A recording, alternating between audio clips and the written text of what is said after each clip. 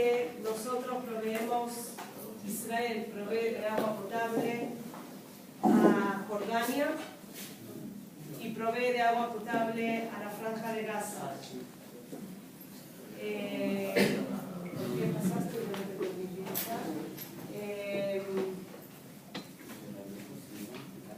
Israel en este año empezó a producir agua potable del agua de mar.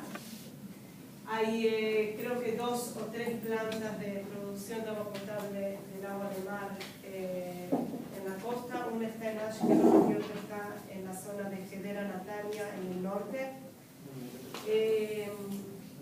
Es el agua que nosotros recibimos en Mirim, el agua de mar. Es rica, es potable, es sana. La verdad no se siente el gusto. Podemos tomar agua de la canilla sin ningún problema.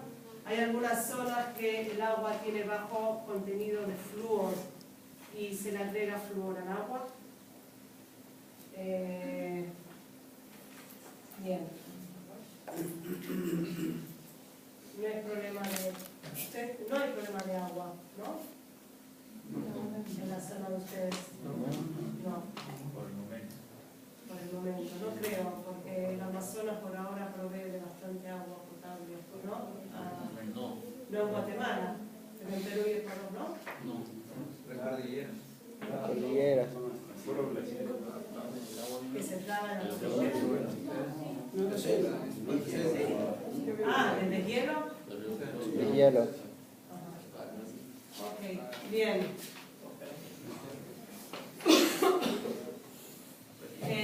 Hablábamos antes que el problema, hay como un desfasaje entre la producción de alimentos y la distribución de la población en el mundo. Por otro lado, la población quiere más industria, quiere más agua potable, las ciudades crecen, todo lo que tiene que ver con la recreación, y por otro lado el agua es cada vez más escasa, es una riqueza que es escasa y cada vez es más cara.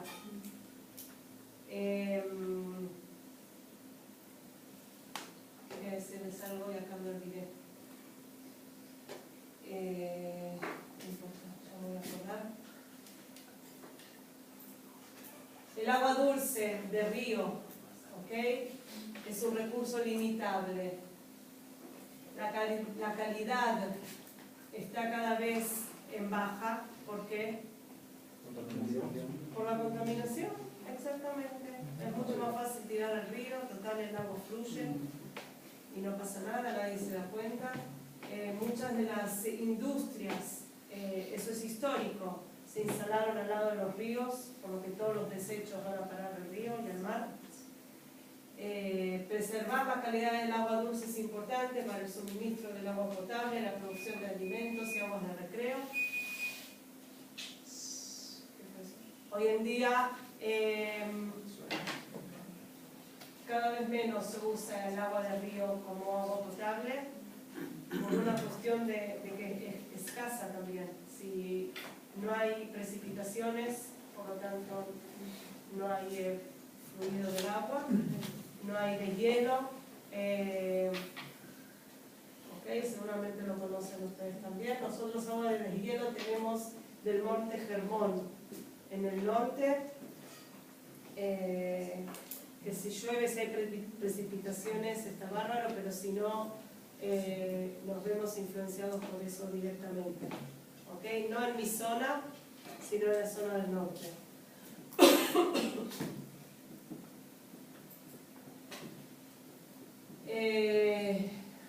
Escasez física de agua, ¿qué es? Es la situación en la que no hay suficiente agua para satisfacer todas las demandas, incluyendo la necesaria para que los ecosistemas puedan funcionar eficazmente. La escasez económica del agua es un tipo de escasez causada por la falta de inversión, ¿okay? Para satisfacer la demanda de agua, en todo lo que tiene que ver en la capacidad para poder proveer de agua potable a la población, Los síntomas de la escasez económica de agua son la falta de infraestructura y la población que está obligada a sacar agua de los ríos o de los lagos para usos domésticos y de la agricultura. Bien, nosotros tenemos el problema que si bien recibimos el agua de riego del centro del país, después de que pasa diferentes pasos de purificación, por supuesto que se tira al mar mucho más cantidad de agua de la que nos llega a nosotros, por una cuestión de presión del agua. ¿Sí? Es mucho más la cantidad del agua que podríamos recibir a un precio más barato si la infraestructura daría para poder hacerlo. ¿Ok? Eso es igual a inversión. No hay suficiente inversión, por lo tanto, el agua que recibimos es mucho menor, el costo es mucho mayor. ¿Sí? Si nos pasamos de los cupos, pagamos 3 o 4 veces más el metro cúbico de agua. Bien, si bien cuando estamos hablando de agua que se desecha, podríamos recibir a montones, pero no es así.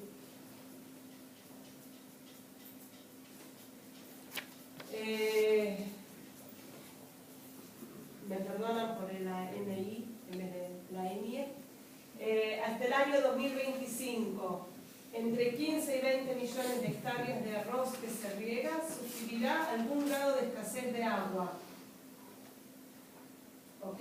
Y fíjense, por los colores, el rojo es donde se vive la escasez mayor de agua.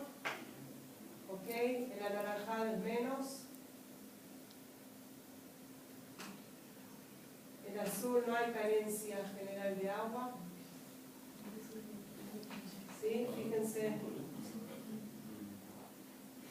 ¿Ok?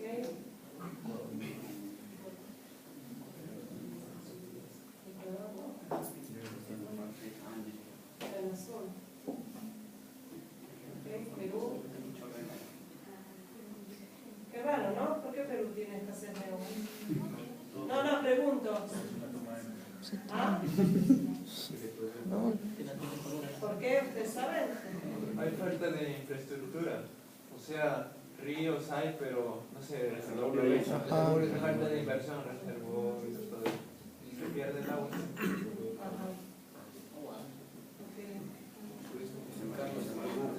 Guatemala aparece en azul, ¿no?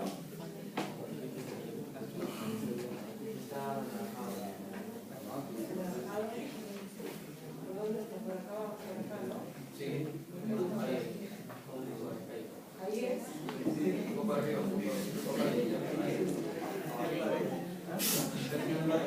¿Guatemala tiene límite con México? Sí, es con Con México y con el mar.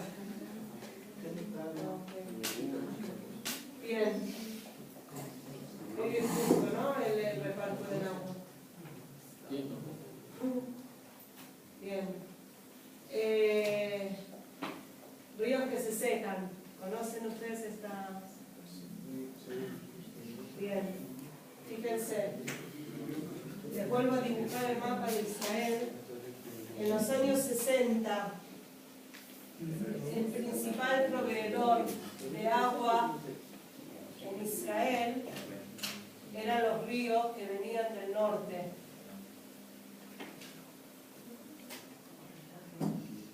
Eran los ríos que venían del norte. Este es el Golán. Y este es el Kinneret, el lago Kinneret.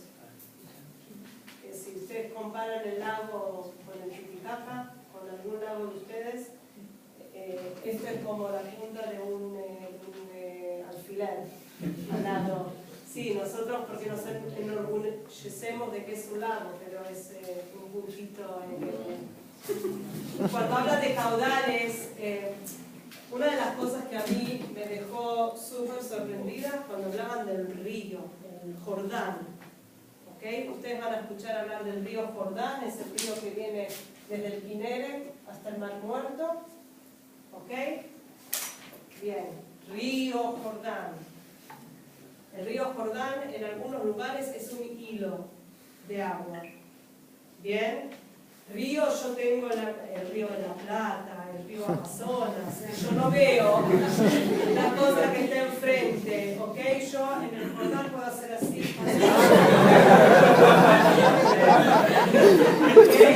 Ese es nuestro río Jordán. El río Jordán recibe las aguas de los ríos que vienen del Líbano del norte y de la zona oeste de Siria, ¿ok? Vienen por acá, alimentan el Kineret y el Kineret deja seguir el agua. Ahora en los años 60 se empezó a extraer el agua del Kineret para proveer del agua a toda la zona del centro del país, ¿ok? Con los años, la escasez de lluvia, de precipitaciones y de extracción artificial del agua hizo que el Kineret se vaya achicando cada vez más, hasta que en los últimos años se decidió dejar casi de extraer el agua en forma artificial del Kineret. Se lo hace en forma muy controlada. Solo si llueve mucho, como llovió hace 2 años, hace un año, llovió mucho, entonces se abrieron acá hay como un dique, ¿okay? Que permite el pasaje de agua en forma muy controlada, y el año pasado se la abrió para que no desborde. Y el Kineret entonces dejó fluir el agua también al Mar Muerto, que se está secando. El Mar Muerto era mucho más grande. Y hoy en día, si ustedes van a ver que desde la costa está muy ancha y acá está cortado por la extracción del agua también para la industria. Acá están las fábricas de los fertilizantes que vimos en los años 60 que se utilizaban, están acá. El agua entonces fluye. Se empezó a extraer el agua del Kineret. Cuando se dejó de extraer el agua del Kineret, se empezó a extraer agua de los manantiales que hay subterráneos en la zona norte, que provee agua hasta hoy en día en toda esta zona. La zona del centro del país recibe agua del mar y nuestra zona también. ¿Ok? Sí. Pues está hablando de que el año pasado llovió mucho acá en Jaén. ¿Un promedio de cuánto tiempo llovió, más o menos, un promedio? Esta es la 6. En mi zona, cuando yo digo que llueve mucho, son mucho y hay desborde, ¿ok? Inundaciones, 300 milímetros en el invierno.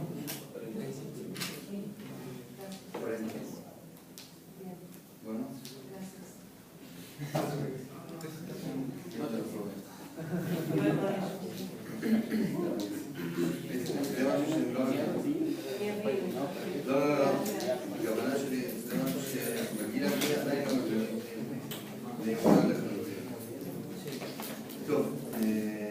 Necesito sacarte a una persona.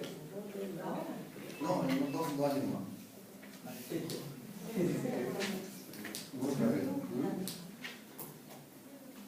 Los 7 nuevos que llegaron tarde, salgan para acá. Y los 2 que el dedo no les funcionó.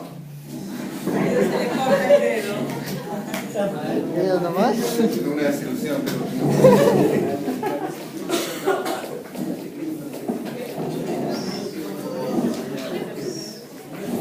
Tenemos un lapicero.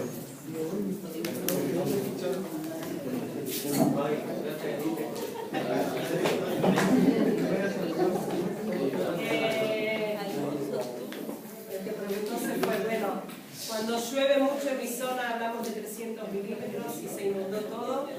En el norte puede llegar a llover cuando llueve mucho no estoy muy segura de lo que les voy a decir, entre 500 y 600 milímetros, que para ustedes tampoco es mucho. Y en la zona del Mar Muerto, por ejemplo, llueve un día al año. Ahora, este año y el año pasado, las lluvias fueron más que nada del sur, con lo que llovió muchísimo en Eilat. En Eilat sobrepasó la cantidad de lluvia anual en un día. ¿Ok? Fue terrible. Piensen que la infraestructura de la ciudad no está para recibir tanta agua. Y este año volvió a pasar. Así que algo debe estar cambiando en el mundo que llueve en las zonas donde no llovía. ¿Okay? Por alguna razón, los del servicio meteorológico siempre dicen que es normal. Una vez son ciclos. Pero bueno, dicen que cada 7 años hay un año de mucha lluvia. Y el resto, acá en Israel por lo menos. ¿Ok? Esto tiene que ver con el agua. Seguimos.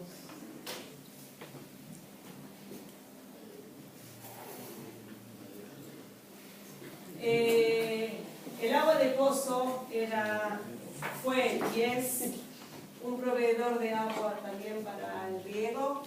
Fíjense cómo fue aumentando el riego de agua de pozo en países de población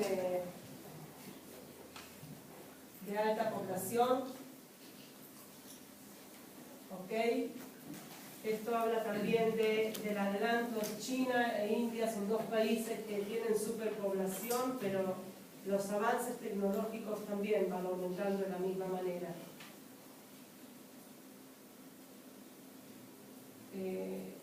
Creo que este mes vinieron representantes de China, que casi no pasó nunca en la historia de Israel, a hacer tratados comerciales con Israel. Tipos de riego. Los riegos por surco. Si bien se dan en países en donde se puede acanalar el agua, ¿sí? Pero no es eficiente por una razón obvia, que no podemos controlar la cantidad de agua que llega a cada espacio, pero la inversión es mínima. ¿Okay? Hay mucho desperdicio, pero en los países en donde el agua no es escasa es un buen sistema, aunque en Europa ahora, en determinados países, se está empezando a utilizar, se está dejando de utilizar el riego por acanalaje, por surcos, por una cuestión de que se están dando cuenta que se les está acabando también el recurso, principalmente en Holanda, en Bélgica. Aspersión, esto lo vimos cuando estuvimos en Nirim. Me da pena que no pudieron recibir la explicación del encargado, porque les hubiera explicado muy bien. Yo de esto no entiendo cómo se dispersa el agua. Yo sé que el agua sale a presiones diferentes del centro y de la punta, y en la cantidad de agua que sale también por el tiempo que queda parado el pivote en cada punto.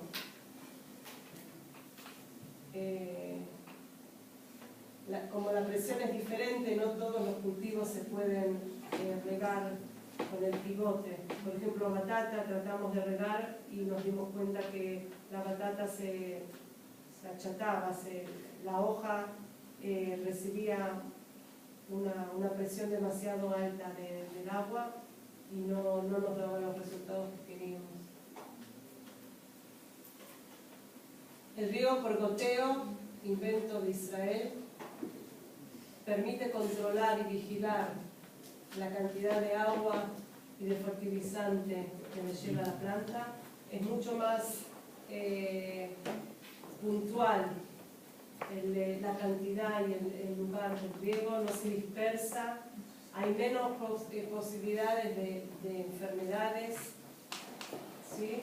Cuando se mantiene menos húmeda la planta y recibe justo en la cantidad y en el lugar que se necesita. Pero requiere grandes inversiones en el equipo, eso ya lo conocen.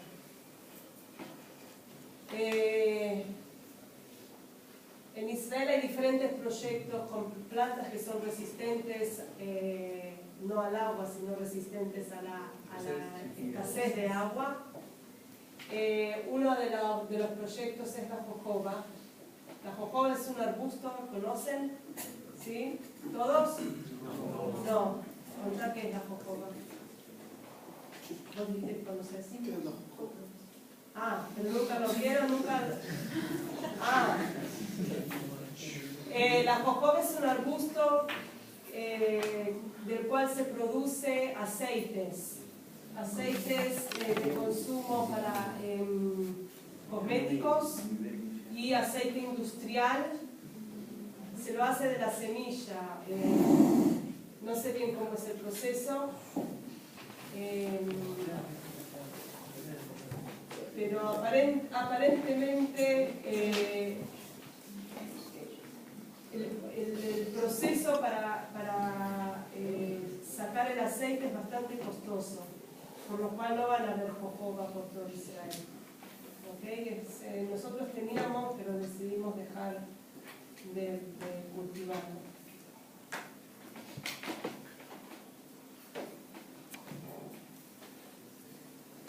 La reutilización de aguas residuales en la agricultura no siempre va a ser de una buena tecnología, pero se aprovecha y es importante, aunque hay que tener en cuenta las consecuencias.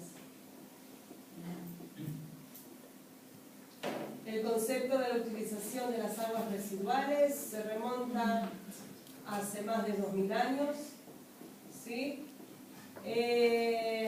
Son prácticas que son frecuentes en China por siglos. Se utilizó el agua residual. En Europa, desde el siglo XVI, y en Estados Unidos, a partir del 1870, se conocen los primeros usos del agua residual. Se entiende por qué en la Edad Media, ¿sí? También se entiende por qué en la Edad Media también hubieron tantas enfermedades. Y la gente se moría de tifus, se moría de cólera. La peste bubónica de ratones, de ratas.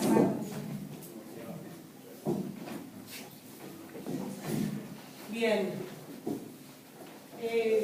desde que se empezaron a tratar las aguas residuales,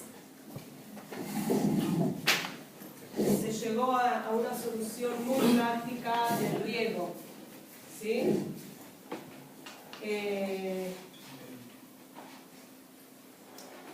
Se llegó también a una buena calidad del agua y también se llegó a una calidad de agua tal que podemos hasta tomarla si vamos a necesitar. No transmite enfermedades. Evita la contaminación ambiental, no lo que vemos acá. Esto no es bueno. En el momento que vemos espuma en el agua es porque hay algún contenido que no tiene que estar. Si no, el agua no hace espuma. ¿Y esa clasificación para las aguas residuales? ¿Cómo? Clasificación. ¿Cualquier agua contaminada puede residuarse? No. No. Cuando hablamos de aguas residuales hablamos de aguas de los baños, de cloacales. ¿Sí? Hay químicos que no se pueden reciclar, que no se pueden reutilizar. Bajar la silla de la Gracias. Hay 3 niveles de tratado del agua. En el primero es que todos los sólidos decantan y se absorbe y se extraen solo las capas de arriba, ¿sí? Porque todo decanta. Ese es un primer nivel de purificación. Una vez que los sólidos son retirados, pasa una segunda fase de purificación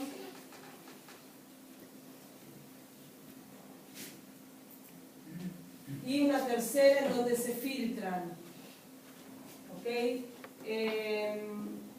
Tenemos en Israel, en la zona centro del país, una planta de reciclado de agua, que si pueden pedir que los lleven, es algo que vale la pena ir a ver. Sí, es muy interesante cómo lo hacen. Bien, ¿cuáles son los efectos positivos que tenemos de utilizar en el riego aguas residuales? Conservamos el agua, no es agua que va a parar al río, a los mares. Reducimos la contaminación de los ríos, porque es agua que va a parar al mar en realidad, o es agua utilizable. Llega por medio de canales a donde se necesita. Conservamos determinados nutrientes y reducimos la cantidad de fertilizantes artificiales que hay también en el agua. Y es un suministro confiable de agua. Hoy en día, teniendo en cuenta la escasez de precipitaciones, poder utilizar el agua reciclada es un gran paso.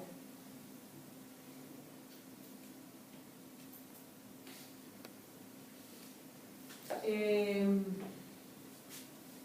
veo que los efectos negativos.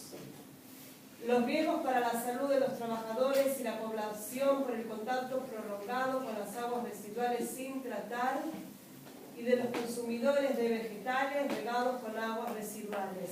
Ahora, ¿se acuerdan que les dije que se puede regar también con aguas que son menos puras?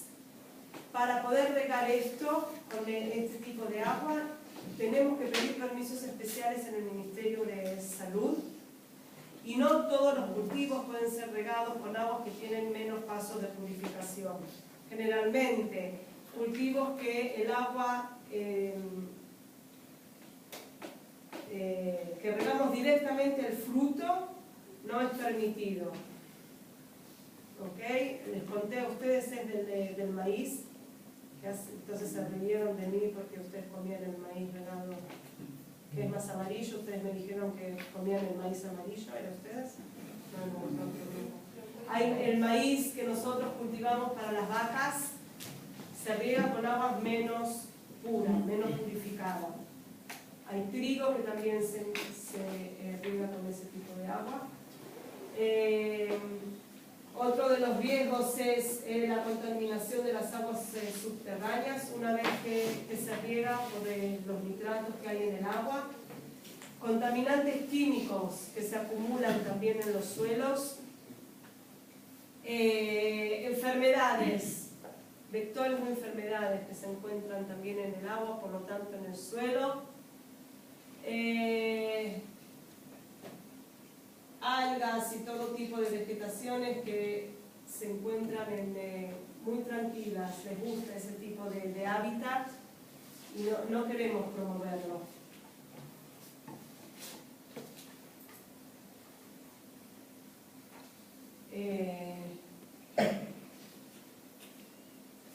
Ahora, hablamos de puntos de controles críticos.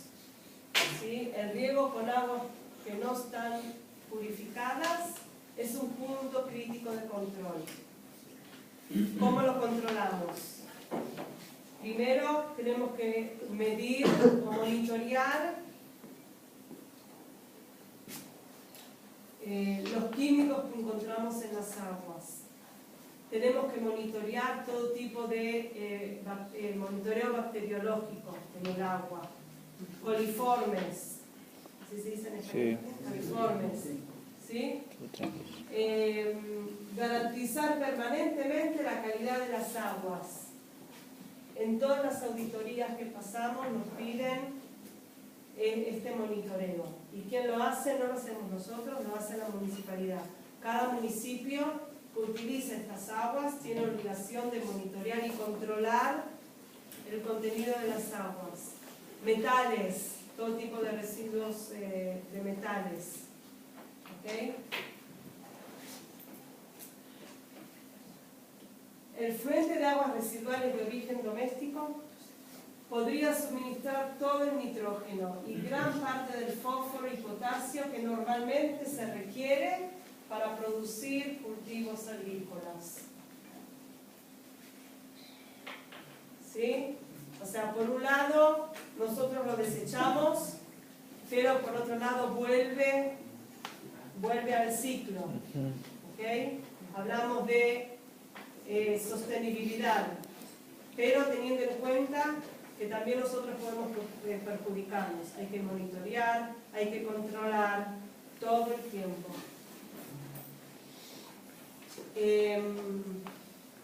Cuando estuvimos en el tambo, vimos que se aprovechaba también los residuos de las vacas. Por ley, todo lo que tiene que ver con residuos domésticos, si bien yo acá lo presento como una manera de reciclar y utilizarlo en el compost, no está un 100% permitido. Sí, el uso de los residuos de las vacas. Lo que es de humanos está menos permitido y solo se permite en el riego, ¿ok? De los que ya les comenté. Yo acá lo presento como parte del agregado del compost. ¿Okay? Durante el proceso de las aguas residuales, el lodo que se queda, que se cree en su mayoría que es materia orgánica, no se descompone. Se utiliza también para el compost. 3 opciones hay para el manejo de los residuos orgánicos. 1, tirarlo al mar, pero puede ser perjudicial para nosotros. Otra manera es incinerarlo, se produce energía, ¿ok? Y otro es devolverlo al compost. Si se lo hace, el control tiene que ser un control máximo, ¿ok?